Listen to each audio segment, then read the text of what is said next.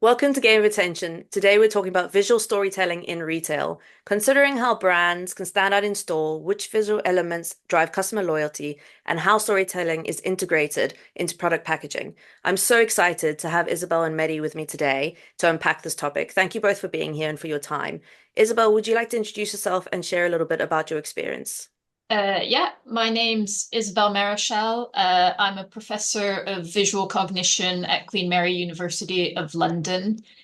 So my background is very much about visual perception, and I've sort of gone from the very low level kind of individual cells all the way up to the higher levels of human beings now. And so I'm interested in what drives people's attention, how age modulates that, and how people interact with uh, visual information, social and non-social information. My name is Mehdi, and I'm a brand manager. I'm Montreal-based, Canada, and I have been working in brand manager since 9 years now. Most of my experience has been focused on CPG industry, including food, cosmetics, personal care, global and local brands, whether in Morocco or Canada. My first question, I'm going to pass to you, Mehdi, if that's okay. How can brands stand out from their competition in store, and what key visual aspects do brands need to consider to attract more consumer attention? Well, in store, let's say that you can leverage two touch points. First, packaging, and second, the POS material. Then, of course, you have other touch points that you can leverage, but they are not necessarily linked to um, something that is tangible and stable and permanent in the in-store. For example, if you do an activation or a demo or a tasting or a context or whatever. So I'm gonna only focus on the packaging and the POS material. So first thing first, um, the packaging the packaging has a mission. We perceive it as marketeers as a means of communication. Sometimes it's the most important one. It's even more important than all marketing campaigns that you can have, because it's like the real contact and the real moment of truth that the shopper has with your brand and with your product in store. And sometimes we forget that the first mission of a packaging is that it should contain what it contains, and that it should protect the product.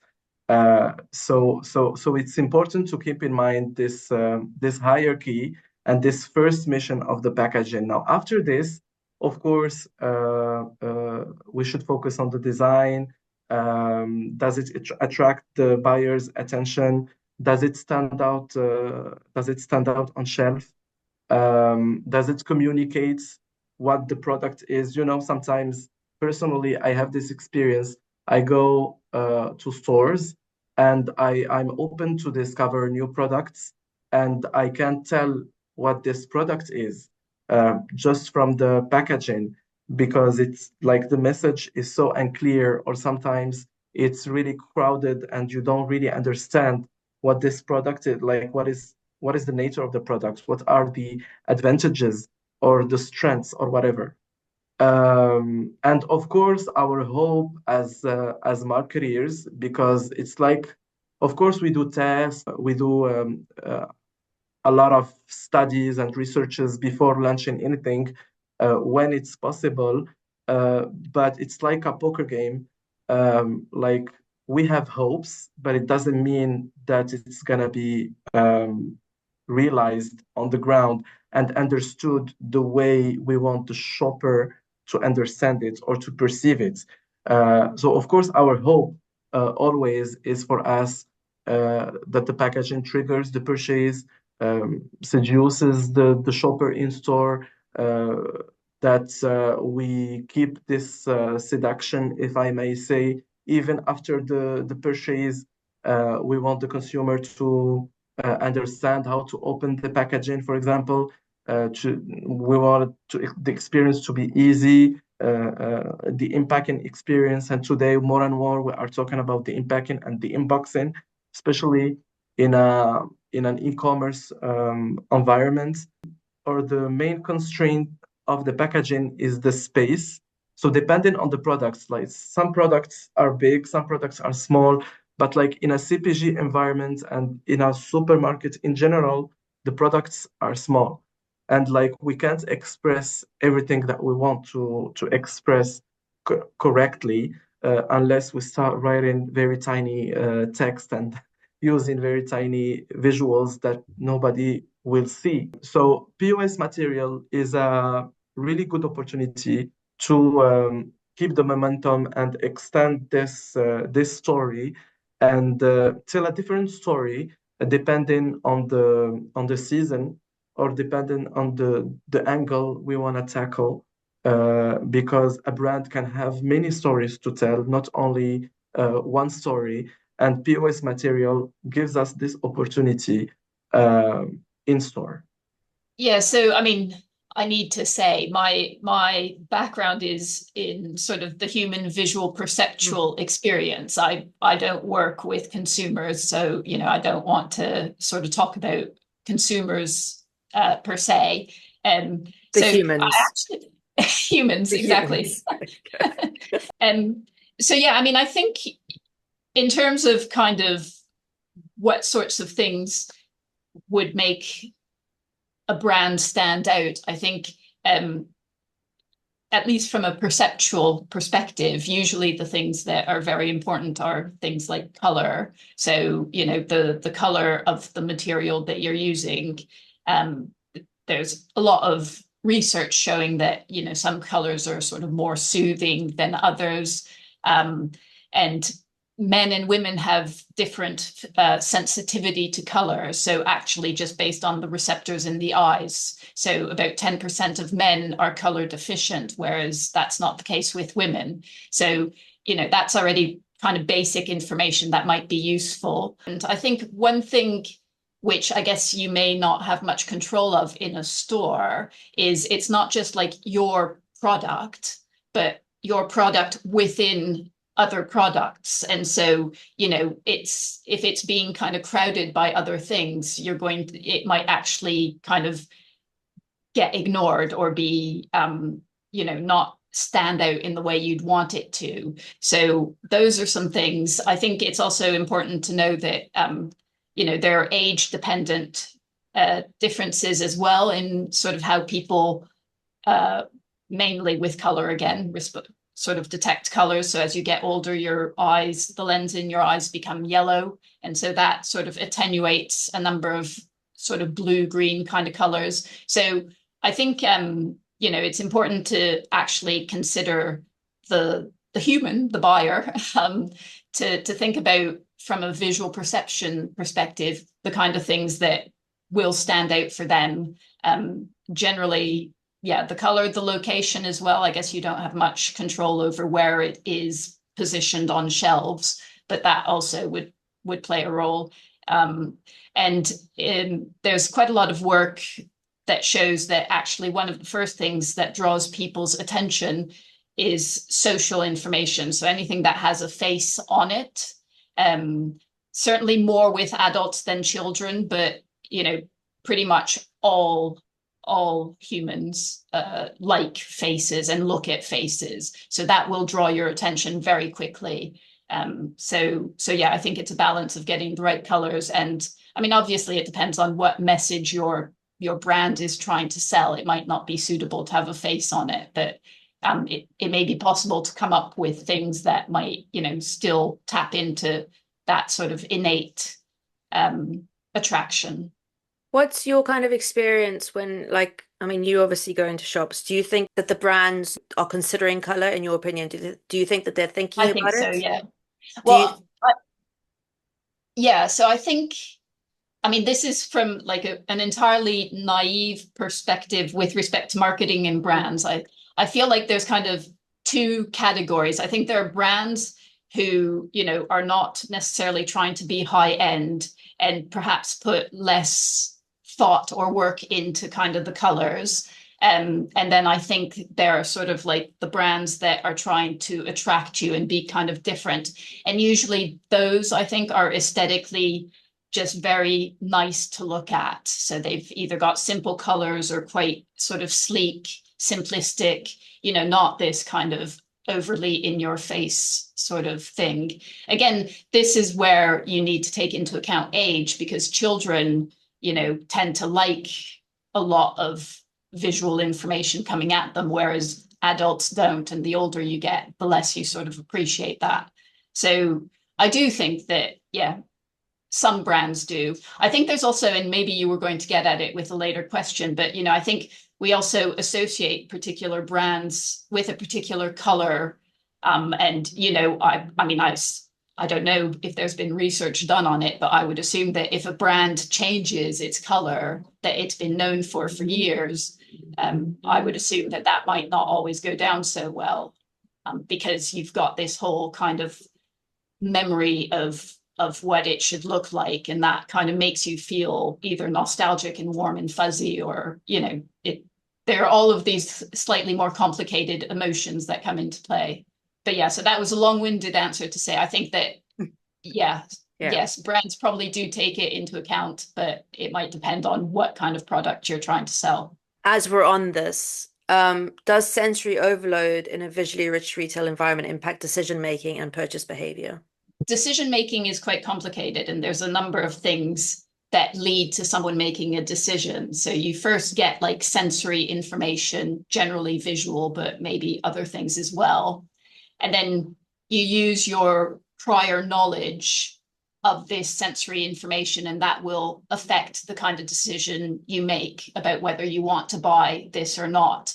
And so, again, this might tap into this idea of, when brands change a bit too radically their look, it may actually kind of affect people, because these sort of elements that lead to your decision making are being disturbed. So like the sensory input isn't the way it used to be, and the associations that you have of that visual with like happy memories of childhood or whatever it is are distorted.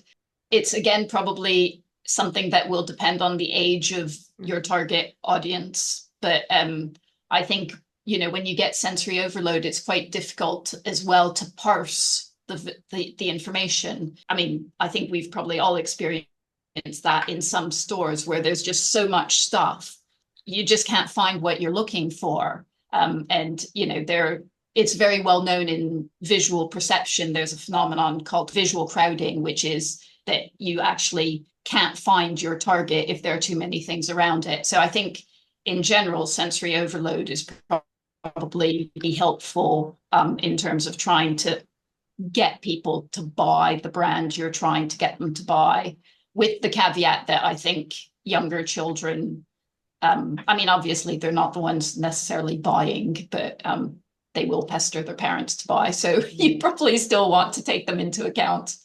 It's really a big challenge. And like without being a brand manager, even as a shopper in store, it's really overwhelming, especially when you buy for the first time, or you are not used to buy this category of products. Like when you, for example, move houses and you start buying from a new store that you don't know yet, it can really be hectic. And a lot of brand managers, when we work on packagings, we work with our agencies, we work in the office, and we work on our computers first, and then we have the mock-ups. And sometimes we forget that it's not only us, whether with the product, or for example, whether with a video advertising that will go online or on TV. It's really crowded. Like you really need to imagine yourself within this very heterogeneous, colorful environment. Now, it depends on the categories, because some categories are mature. For example, when you go in a store, for sure, snacking or potato chips, it's a really big space of the supermarket. So the brands have enough space to express themselves, and you have many facings on the same flavor or on the same product within the same brand. So you can have a sort of brand block on shelves when your category is big and mature enough. This is the case, for example, for sodas. It's the same. If you go and buy, I don't know, oats, good luck. Because if I'm an oat brand, I don't think I will have more than one or two facings. Like the category is smaller, but with more brands. The like paradoxically, the more the category is small, the more brands you have, especially for example, if you go to something more niche, and the more the category is big and mature and confirmed, the less brands you will have and the more clarity you will have. So brand managers, depending on the products and the category of products, they can have different challenges depending on the space. And I completely agree with Isabel. And if I may give examples, for example, I used to manage a potato chips brand, and we had many ranges, so for adults and for kids, and like the need is completely not the same. Like kids will take the potato chips to school as a snack, and the adults it's gonna be more I don't know, for a wine and dine at home after work. So it's a different size, it's a different need, and the packaging was different. Like for adults it was clearer, but like for kids, like you need to use cartoons or mascots or more colors, etc. And it's the same for gender. Again, I was involved in the launch of a cosmetic man brand, which is not very common in the beauty and cosmetics industry, that is dominated by female consumers. We did not use the same philosophy of packaging when it comes to male consumers, especially in cosmetics, because this target needs a clearer packaging with less text and a direct message, and sometimes a preference for something two in one or something three in one. While for female consumers, we were more into like product specific for each need. For example, we had a three-in-one shampoo, body, shower, and soap for men. This is impossible for female, like they would not buy something like that. Like you need a shampoo and then after shampoo and etc., etc. And also, it plays a key role in positioning. For example, if you are a luxury brand, you will not be colorful. You need to seem premium to be premium. So you are going to tend to more dark colors, maybe close to black, and really few text. And even in your advertising, it's going to be inspirational and very simple. While if you are a mainstream product for day-to-day consumption, for sure you will be more close to the people, more close to the broader public, and then more colorful. Now it depends, of course, on the age, on the gender, etc. Do you think that, like, when you're integrating visual storytelling with your in-store displays and product packaging, if things aren't seamless, so if it's different, if the messaging isn't the same across, do you think it disjoints the consumer journey, or do you think that it creates like a pause? So if the POS material is kind of brand colors, but the packaging, like you wouldn't be able to tell that that packaging belongs to that brand. Is that strategic, or like what's the reason for Um, doing that? Well, it depends on the brands. Like Yeah. if I'm a brand and I have many ranges, and I don't know, if I have a strong brand that is well perceived and that is coherent with all the ranges that I have, then I want consumers to establish a link between my umbrella brand and all the daughters and sons of this big umbrella mother brand. Hmm. And sometimes it can be completely the contrary. Like I don't know, in some cases you have joint ventures, you have a company buying another company, and like trying to make the ranges coherent, even if the categories are different, or sometimes like I really do not want the shopper or the consumer to establish a link between the company and the brand and the product, or between this range and the other range. Like you have different situations, but for sure, um, if you have a big brand and you have a lot of categories of products under this brand, it's more cost efficient for me to communicate on the big brand because I won't have, for example, enough budget to communicate on all the ranges that I have. Then, like, I can nourish only the mother brand, and then from this, I can have a positive results on all the ranges, even if I don't specifically communicate on each range. Because in general, you will never have enough budget to be fair to all your to all your babies, Mm. to all your products. Like you will have to make choices and to set priorities. I think Yeah. the one thing, even though like brand, marketing, education, I think the one thing we can all agree on is budget. There's never enough budget for Yes. anything. Um, Isabel, I'm curious, obviously, from your kind of background and your research, you mentioned attention earlier on, and I know color is really important. But beyond color, like, are there other aspects like texture, pattern? Are there other things that packaging can do to kind of grab that attention? Yeah, so I mean, there's a lot of people who work on things like the perception of gloss, so glossy textures or glossy surfaces. Generally, people like that as opposed to matte. So absolutely, I think all of these properties that define the visual characteristics of an object are going to be important. It's just initially the one that kind of trumps in a first kind of glance is going to be color, bearing in mind, as I said, this caveat that at least 10% of men have a color deficiency. So, their experience of color is going to be a bit different. I think one thing that's been interesting listening to Mehdi talk is where this product is placed, not just like in the store with respect to like it's at eye level, so you're more likely to see it, but with what's around it as well.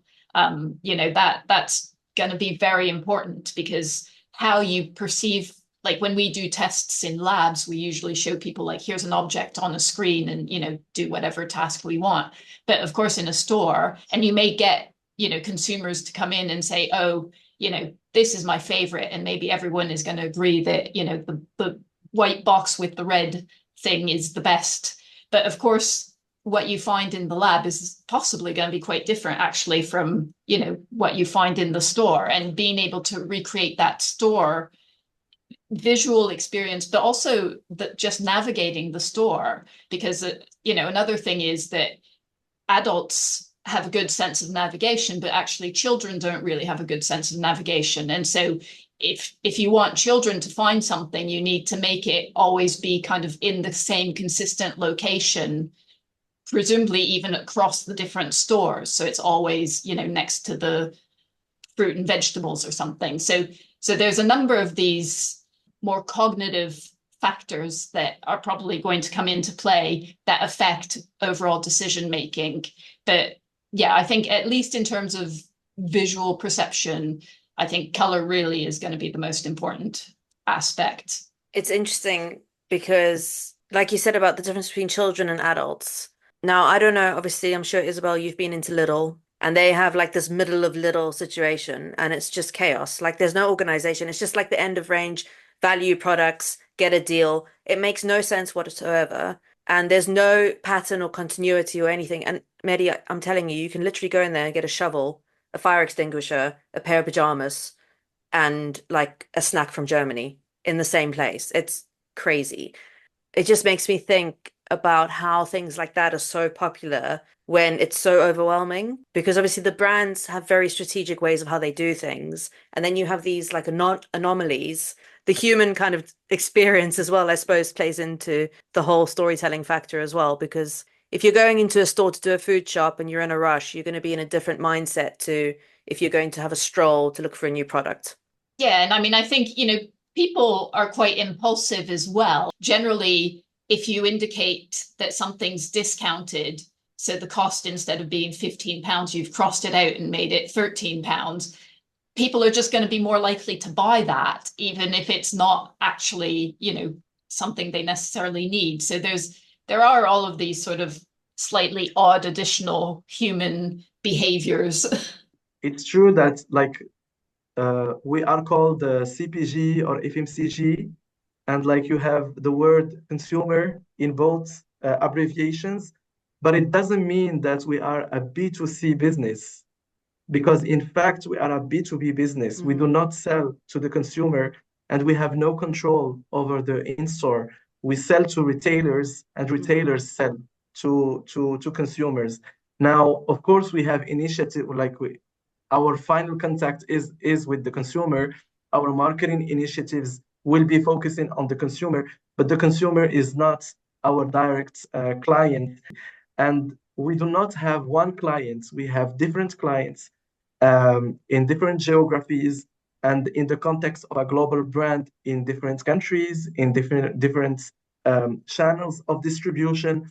So when you design a packaging, you need to imagine all this, but it's hard to check all boxes, and it's hard to think about all the places where your product is gonna be displayed, because retail today has become so heterogeneous, so diverse.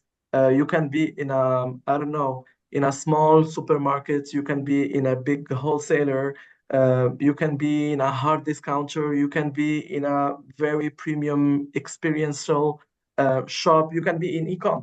So like you really do not have power over where you're gonna be displayed, or at least the power is limited and hardly guessable before, like during all the steps of design, especially that it takes time. Like for example, when you start working on a product or a new product, or on a renovation, like depending on if it's global or local, it can take 1, 2, sometimes 3 years, and the world changes and the market changes.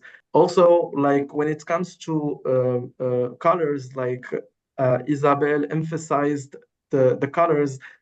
We should not forget, and we should take into account also the local perception and association of the colors.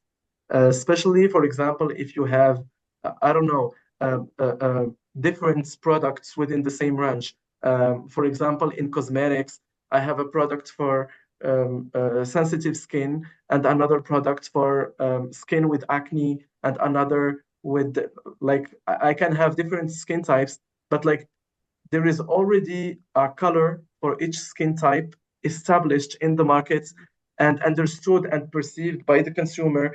And like if I'm not someone who's gonna create the category, if the category exists already before the launch of my product, like I need to adopt the same colors of the market that are already understood by the consumers. And sometimes the same color for the same flavor or for the same skin type is not the same depending on the country or the continent. So this is things that we should take into account as well.